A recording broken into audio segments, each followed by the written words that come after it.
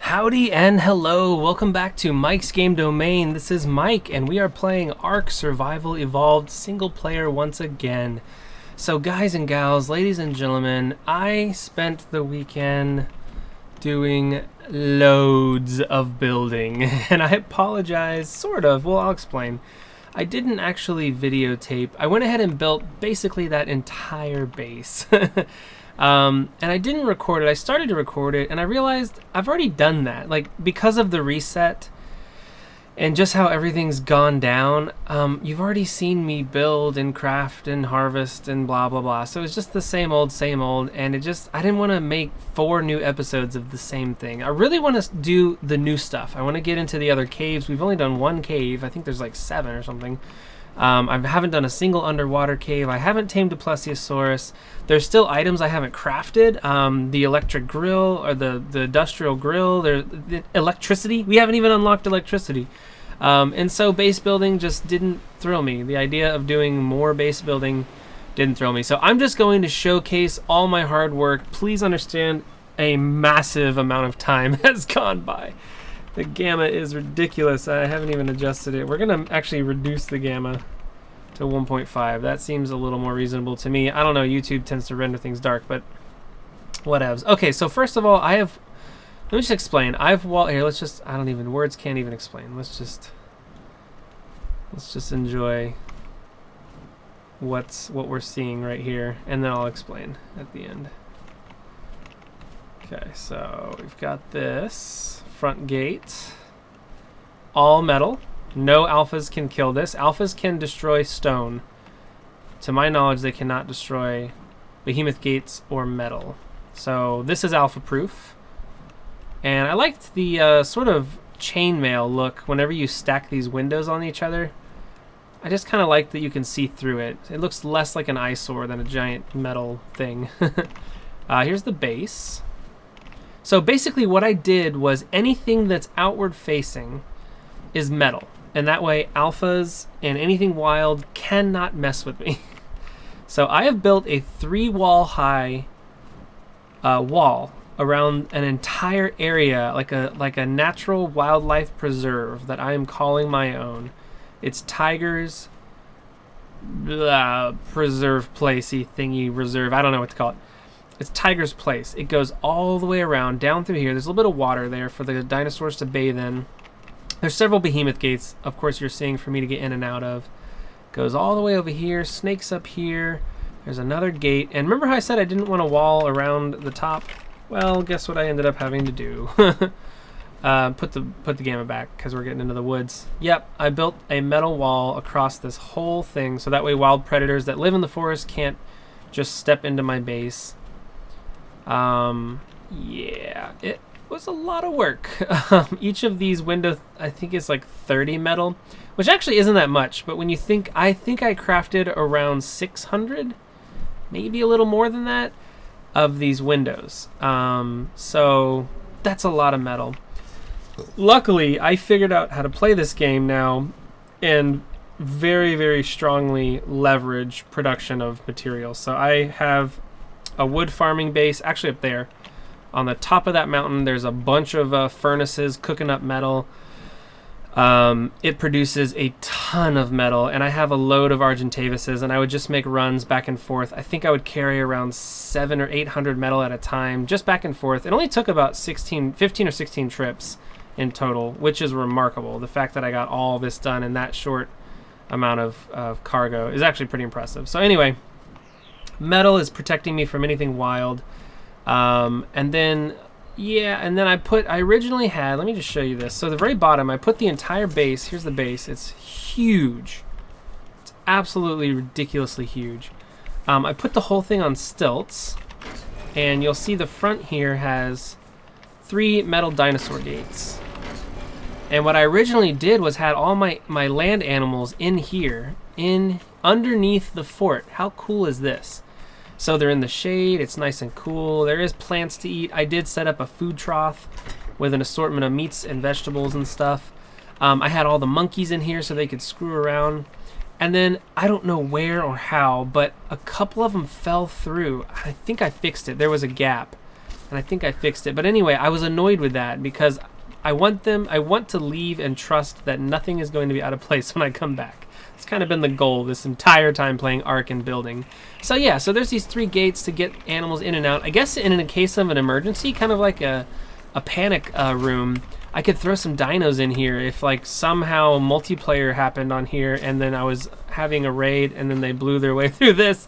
That's kind of a long shot, but you know what? We have a space to put our animals that's safe and sound, and it's nestled right underneath our fortress. So let's take a look at this fortress. Let's just look at it from the ground up. So first of all, there's a ramp here and a big open space. This is my usual design where there's a parking garage. I could put a mammoth right here. I have been leaving a trike in here. The first floor is the Pteranodon holding tank, and you can see it's buried way deep down into the fortress. It's the very bottom level. And so that way my Pteranodons hopefully do not fly away and go crazy, and they're actually here. I have a bunch of them now. I've been hunting very high level Pteranodons. At this point I have a bunch, and then I kind of got some in the middle of hunting the good ones. I got some like random ones like 66 and whatever else. So yeah, so I have an assortment of Pteranodons to work with, and that way if some of them disappear on me, I'll still have a backup. So anyway, then the ramp continues. This is again large enough for a mammoth. However, this overhead, this stone overhead, the mammoth, I don't have a mammoth, excuse me, I'm stuttering.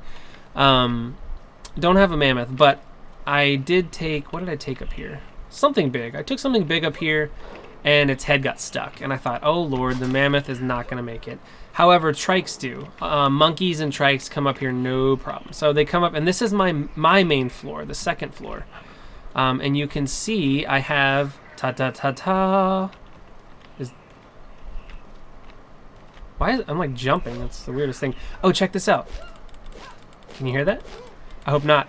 I'm using a new mouse. It's actually not a new mouse, but it's my laptop mouse, and it has a very subtle, soft click. And I'm hoping that, hopefully this is less annoying than my big...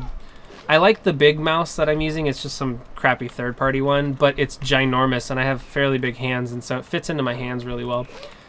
These little laptop mice definitely do not. But for your sake, I'm going to suffer through using it. I hope it has a softer click. I can barely hear it. So anyway, I went ahead and remembered to build the 3 vaults right in the middle of my base, and you will see how important this is later on. So yes, I have materials in the middle vault, and I turn around, I've got a fabricator and a smithy right here. I've got blueprints, all my blueprints that I've collected so far, making trips out to the supply drops. And then actual crafted items are here as well. So between these 3 vaults, you can fit a lot of stuff in a vault. I can basically store everything I need right in the middle of my base, right in the core of it. Okay, so that's the ramp up. I do want to show you, if I had put a mammoth here or something, I didn't really like using this ramp. It just didn't seem appropriate for a human being. So I went ahead and installed, if you look over here, you see that little outcrop? Oops. I think my mouse is glitchy. That's probably why it's not smooth. Oh yeah, it's definitely the mouse. Okay, that's weird. Oh, that's annoying. Okay, whatever. We'll just deal with it. Anyway, I built a human-sized ramp up, and of course this dude's wing is blocking it. Come here. Go away. Yes, so there is a little hidden doorway here and a ramp. It goes up through the tree, and then you come out on the next floor right there. So pretty cool. It was an add-on. I actually made this room without that, and then I decided I added it on. It was pretty fun to kind of make that little amendment. So yes, this is the crafting room as I showed you already, and then the room above that, what I want to show you is, oh yeah, we have 4 mortar pestles here. They're kind of tucked out of the way, so I can come over here, get my supplies, get my stone, whatever else I need, quickly craft using these. These are making, oh, they're already done. These have been making narcotics. And yes, I've made 1 trillion narcotics. Over here is my beds. I've got 4 beds, so enough for a small tribe to occupy. More ramps, and we've left now. I remember I was going to do a tiered sort of building supplies. We've left the stone and metal parts. The metal's the very bottom. Then the stone has been up here, and now we're getting into the wood part of the base. And the wood part of the base is actually the atriary, God, atrium. I really need to learn the word for the cage that you keep birds in. So this is the giant bird cage. It's really the main feature of this base, and it's where I'm keeping the Argentavises. And originally I was going to keep both Argentavises and Pteranodons up here, but as it turns out, Pteranodons can fly through these slots. I'll show you in a little bit. They fly straight through it, so it didn't really work. So now it's just going to be a spot for the birds. They do not fly. Yeah, this mouse, I think I need to change the battery. It's a wireless one, and it's super glitchy. Okay, hold on just a second. I'm going to change out the mouse. Hold on. Okay, sorry about that. I'll have to figure out why that mouse isn't working, but in the meantime, I'll just have to deal with the clicking, sorry. Anyway, so yeah, the birds don't fly through. They get stuck, which is perfect. I designed it like a big giant cage, and you can see that I can easily fly out. And there's the top. And for the top, I went ahead and did catwalks and kind of made it look a little bit nicer, just so when I'm flying overhead, it just doesn't look ugly like blank walls. I think it looks freaking amazing, and there's a couple really key features that I haven't showed you yet that I really want to show off, which we'll do in just a moment. So first off, let's remain on foot. So here is the greatest feature of this fort, and I highly recommend that you guys do this if you design a fort with vaults in it. So I go over to the thing, I get a bunch of metal, I kill a bunch of animals, get the hide, whatever else, and I need to put it into the vaults. And check this out. I come down here and land. It just so happens that the vaults just barely stick up through. They literally stick up through the floor. So I can stand on top, grab whatever I need to off the bird, and then look down and press F and access the vault. I can take the metal off the bird, put it in the vault, then go down the stairs, and mind you, there's no ladders in this entire base. It's all ramps. Turns out that 2 ramps is basically 3 blocks high. So each ramp is 1.5 stories, almost exactly. So yeah, so 1, 2, 3 stories high, and then 1, 2 ramps down. And you can see it's not perfect, but it's pretty dang close. So yeah, so if you're looking for how I did this, that's how. It has to be 3 stories up and 2 ramps up, and then it matches up without going through the floor, because these ramps otherwise will stick through the floor, and then it just looks bad. So anyway, that's how you do that. So anyway, the metal that I loaded up, so I land the birds, load up the vaults with metal, come over here, grab the metal. My guy's completely overburdened, can't move. All I have to do is spin around, and boom, I'm crafting.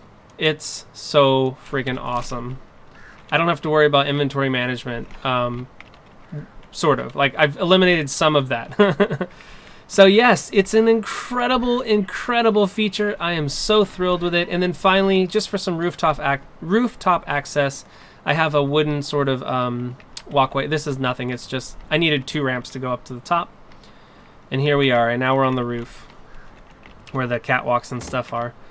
Yep, so pretty freaking awesome. I am so pleased. It actually, so the thing about that I love about it is I think aesthetically it looks great. From the outside, it's just kind of a big box. What I'm going to be doing is installing aesthetic improvements. So like maybe like watchtowers and kind of trebuses. What are those things called? Buttresses? I don't know. Some kind of buttress type stuff. Make it a little more castle-y. But I wanted the core of it to be functional. That's the most important thing. I want the Pteranodon room to actually work, hold the Pteranodons. I want the atrium to work. I think it's called an atrium. I want the vaults to work. I want the bottom part to work. It was so hard. You guys have no idea how much guess and check work it takes to get this done. It is not obvious. The answers are not obvious. That's the thing. You have to just, everything is like duct tape. You have to figure it out and make it work. So here's Snowflake, currently one of my favorites. I like the color. It's all white with some black tiger stripes, and I think it's a girl actually. And she's very, very fast. And she can actually carry, yeah, 231's not bad for Pteranodon. Lots of health, lots of stamina, loads of stamina. I have made some ridiculously awesome Pteranodons, you guys. All right, so here's the thing about the Pteranodons. You might say, well, how do you get in there, right? You come down here. There's no way to go down. There's no way to get the Pteranodons in their home. Watch this. Boom, you just fly right through. So yes, if you ever have these doorways, you can fly Pteranodons through. They're very narrow, I guess. Apparently their wings don't have any clipping as far as that goes. But kind of cool actually that you can just shoot right through the base. But anyway, yeah, so the way you get in is these doors. I've hidden this doorway here. You have to kind of open it and then flip around. Come in for a landing. And you can actually have a bunch of Pteranodons following you, and they'll follow you in. And now you're in the Pteranodon room. Always remember to close the door. And that's how you come in with the Pteranodons. Oh, and every single floor I have a feeding trough. So the Pteranodons have their own food. It basically just spoils all the meat. I really can't get the meat to stay alive in there. But anyway, that way I'm able to store these Pteranodons with not that much meat in their inventory, so they end up being less heavy, because if they get hungry, they can just eat out of trough. Anyway, this one again. This one's a pain. Come here. Come on, seriously. Oops. Follow. Yeah, this is almost not enough space. I mean, it's plenty of space. Space, actually. It is plenty of space. Let me take Puny. Puny here is like the freaking awesomest thing ever. So here's how you get out. I have a second doorway. That's the doorway we came in with over there, and here is a little runway is what I'm calling it. So, and the problem is, and I won't demonstrate it because I died 100 million times. The problem is whenever you get out, whoops. Oh crap! I glitched through the floor. That's what I don't want to. I don't want to see that happening, because that means these Pteranodons can end up being in a different space than where I put them last. But whatever. So yes, coming in, it's fine. You come in, you open the door, loop back around, and you fly in. Going out though, let me show you. Let me just demonstrate. I'm not gonna do it though, because I will fall and die. And I fought it for like a million different tries, and I could not get it to work. Oh, there's my front gate. Yeah, we'll go take a look at that in just a second. Really cool. So anyway, so yes, so leaving, the problem was, I could leave, you can push E, the gate will open, you fly out, no problem. The problem is closing the gate now. So what I would do is I would go up to it, push E, and every single time I would jump off, and then fall down to my death down there. So I figured I needed something, some other way to leave. I actually originally had right here, you can kind of see the remains of it, I had a hole cut out, and you would go up and down through the Argentavis room. So you would come up here, you're in the Argentavis room, and then you would fly out the top. However, some of my Pteranodons got out, and I could not figure out how, and I think that they flew up and out. They do that sometimes. They'll walk back in. He's like, I don't want to go, Dad. Come on. Get your shoes on. Let's go. Anyway, yes, if you're a father, you'll know the sentiment. Yeah, so now you can get off, close the door, make sure all your Pteranodons are safe and sound in there, and then, boom, fly away. I guess you could use it for coming in as well. If you really wanted to, you could like land, open the gate, get the Pteranodon. It's kind of it's a runway. It's a landing strip. But it's not necessary coming in. It is necessary going out. So this was an addition that I added to the fortress, and I kind of like it. It breaks up the boxiness of it. I didn't realize as I was building it, I built it from the inside out, not from the outside in. And so from the inside out, I just kind of lined everything up the way it needed to go, and it ended up being just kind of this big box. So as I said, I'll make it look prettier. I'm just so happy with how it works, and it works really, really well. And it took a million D days to make it. So I hope you enjoy it. I hope you really like it, because it was a lot of effort, and it works great. From up here, I can see the supply drops on Shark Island, and I can also see the supply drops over there, which is exactly what I wanted. Now the front gate here is just a cascade of windows. I think I already showed you, but man, it's pretty. I just like it. And you can literally open, it's a behemoth gate. So all these gates, of course, you can open and close, and boom. And there is your way into Tiger's Reserve. Now, the reason I'm calling it a reserve is, you might say, where are all your pets? They're not under the thing. They're not in the base. Where are they? Well, since I've completely walled this off 100%, there's no way in or out besides using the gates. This was, of course, a giant pain in the butt, mind you. Because I've done that, all of my pets are on wandering. And this is basically a wildlife preserve for dinosaurs. Oh my god, look at these Bronto eggs. Cool. I haven't really started worrying about eggs, but good to know that they're laying them. I think that means they're happy. I think that's what the developer said. Whenever your dinosaurs are happy, they'll lay eggs. Could be making that up, but oh yeah, Sarko's tail is really weird. It's like bent in a 90-degree angle. I haven't moved him because I think it looks kind of weird. It's been like that for a while. So yes, what you'll see is the monkeys are literally walking around picking bushes. They're just cleaning up fiber. They each have like a zillion fiber on them. So everything is on wandering and neutral. And they're all just kind of hanging out. And anything that was mate boosted, I have the mates following each other. So you'll see these T-Rexes, they actually will, well, this one's stuck on a rock. Tanya, and I got 2 T-Rexes, Tanya and Tyrone. They'll actually follow each other around and kind of wander around as a pair. It's actually kind of cute. I have 2 Carnos. I don't have a second trike for Tiffany. She's just moseying around eating berries, doing her thing. I've got lots of monkeys, as you know. I've got Catherine the Carno, and I have Chuck the Carno somewhere. There he is.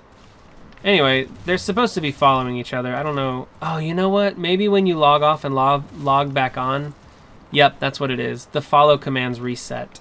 Okay, so the mate boosted animals are no longer following each other. Anyway, at one point I had them paired up, and they were kind of wandering around the preserve as a pair, and it was really kind of cute. So that's why this one is not moving, because it's not set to wander. It's set to follow. Yep, there we go. Figured it out. So he should actually get off the rock now. Yeah, cool. Excuse me, Tanya. Where'd the thing go? There you are. Yep, so here's Bam Bam doing his thing. Yeah, and they're just living life. They're just enjoying life. You're looking at the natural state of these beautiful creatures. It's actually really cool. It was so much work, but I really enjoy just having them kind of free roaming, because normally they just kind of stand around outside your base, and I don't know, it's fine, but they're not very animal-like. They're very like, what's up with the water there? You see that seam? Oh wait, is that the reflection? What is that? Huh, I don't know. Anyway, so yeah, so here I feel like they're wild animals that are tamed, but not, they don't just stand still all day. They actually run around. Oh, the raptor's fun. He's super fast. And so like he'll actually get around. Anyway, it's cool. I like it. I like having the pets wandering around doing their thing, and then whenever I want one, I have to go find them. I think it's kind of fun. I don't know, it's just kind of a fun thing that I did.